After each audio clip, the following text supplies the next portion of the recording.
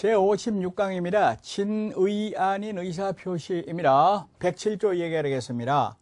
앞서 의사와 표시의 불일치 첫 번째 형태가 되겠습니다.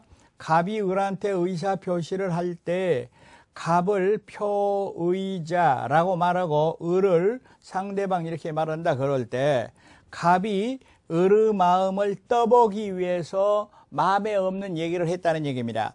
아까 보았듯이 땅을 팔 의사도 없으면서 내가 너한테 2억 원의 땅을 팔겠다. 을의 마음을 떠보느라고.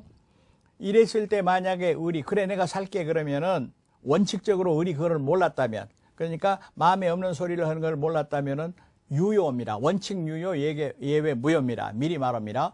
그러면 여기서 효과 의사도 없으면서 상대방의 마음을 떠보기 위해서 팔겠다 이렇게 말한 거를 비진의 표시라고도 하고, 진이 아닌 의사표시, 아닐 삐자 써서 비진의 표시라고도 하고 심리유보라고도 합니다. 전부 똑같은 소리예요. 그러면 이와 같은 비진의 표시, 그러니까 원칙적으로 유효, 예외적으로 무효가 되는 이 107조에 해당되기 위한 요건을 보면은 먼저 의사표시가 존재해야 됩니다. 예를 들어서 연기나 강의 이런 것들은 의사표시의 가입표입니다. 아니라 그 말입니다. 아니다.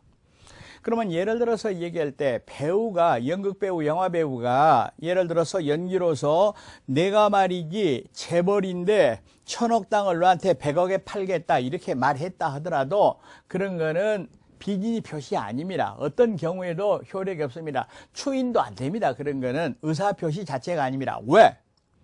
의사표시가 되려면은 효과의사가 있어야 되는데 연기나 강의에는 효과의사 자체가 없어. 따라서 어떤 경우에도 유효가 안 돼. 추인에도 유효가 안 된다 그 말입니다. 두 번째, 의사와 표시가 불일치 이코르가 아니어야 됩니다. 예를 들어서 말하면 팔맘도 없으면서 팔겠다 이래야 돼요. 팔맘이 있었다 그러면 안 돼버리죠. 일치가 돼버리죠.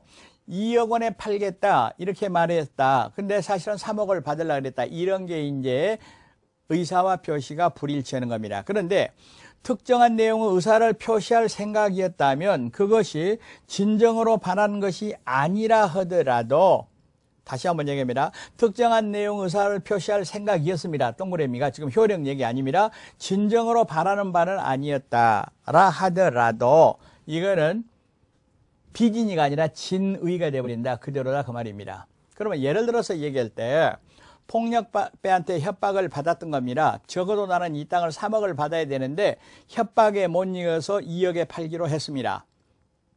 그게 궁극적으로 진정으로 바라는 3억이 아니라 하더라도 그거는 의사와 표시의 일치가 되어버린다 그 말입니다. 일치가 되어버린다 그 말입니다.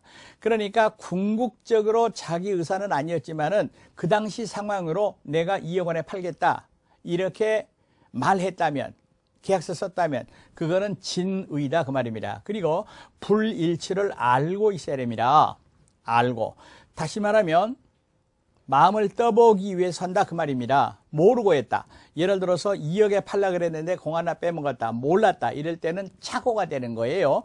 착오는 다음에 다시 얘기를 합니다. 지금 요건 얘기입니다. 동기불문. 다시 말하면 마음에 없는 얘기를 표시한 동기는 묻지 않는다라는 뜻이 되겠습니다. 그러니까 잘 보이기 위해서 또